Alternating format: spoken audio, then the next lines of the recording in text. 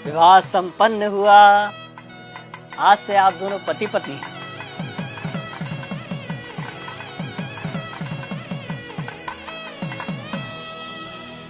भाई साहब, पंडित जी को भी दक्षिणा देके निपटाओ बस।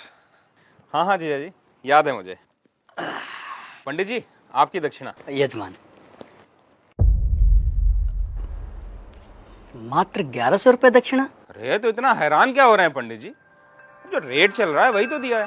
दक्षिणा रेट से नहीं, सामर्थ्य के अनुसार दी जाती है यजमान। अरे तो क्या पूरी गड्डी पकड़ा दें आपको? अरे श्रीमान, मैंने ऐसा कब कहा? मैं तो बस ये कह रहा हूँ कि आप लोगों ने विवाह इतनी धूमधाम से किया है और दक्षिणा इतनी कम। देखिए पंडित जी, कम हो या ज्यादा, हमें जो देना था हमने दे दिया। अब बाकी बात आप लड़की वालों से करिए भाई। कैसी बातें कर रहे हो भाई साहब? हमारे यहाँ पंडित जी को दक्षिणा लड़के वाले ही देते हैं। अरे पापा, 2100 दे के बात खत्म करो ना। ठीक है ठीक है। भाई साहब पगला रहे हो क्या? किस बात के 2100?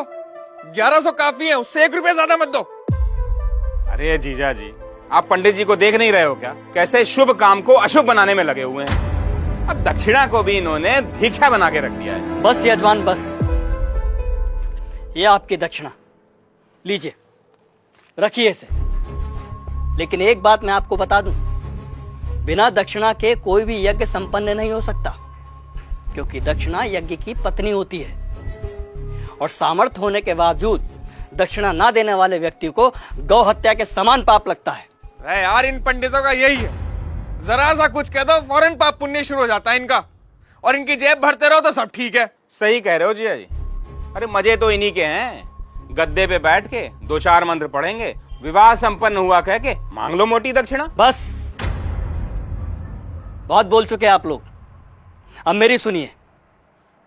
अरे आप जैसे व्यक्ति लाखों करोड़ों रुपए विवाह के खान पान, गहनों, महंगी गाड़ियों, आतिशबाजी और बैंड बाजों में खर्च कर देते हैं, लेकिन जब समय आता है पंडित जी को दक्षिणा देने का, तब आपके हाथ रुक जाते हैं, मानो पंडित ने दक्षिणा नहीं आपसे आपकी संपत्ति मांग ली हो।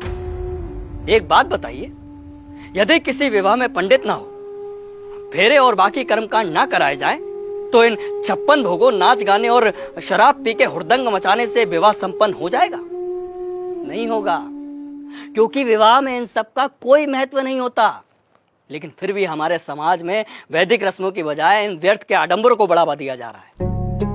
विवाह में फला बैंड आएगा, मेगा फार्म हाउस होगा, विवाह में आने वाले बारातियों को क्या और कितना शगुन देना है, इसकी तैयारी महीनों पहले शुरू हो जाती है।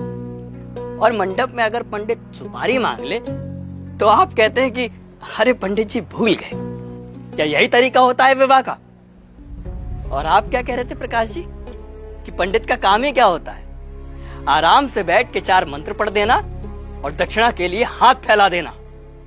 तो श्रीमान सुनिए, विवाह गुड्डे गुड़ियों का खेल नहीं होता, 7 जन्मों का अटूट बंधन है, जिसमें पंडित मंत्रोच्चारण करके देवताओं का आह्वान करता है और वर वधू को परिणय सूत्र में बांधता है। इसलिए पंडित और उनके द्वारा किए गए कार्यों की कुछ तो मर्यादा रखिए। उन्हें दक्षिणा भीख समझकर नहीं, आपको जीवन की सबसे बड़ी खुशी देने के लिए दीजिए। पापा, कब होगी विदाई? वो बाहर BMW वाला नखरे दिखा रहा है, कह रहा 2 घंटे लेट हो गए, 50,000 रुपए मांग रहा है।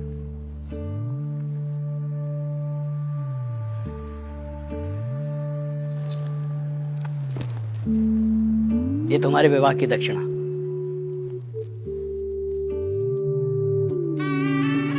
खुश रहो। पंडित जी, पंडित जी, पंडित जी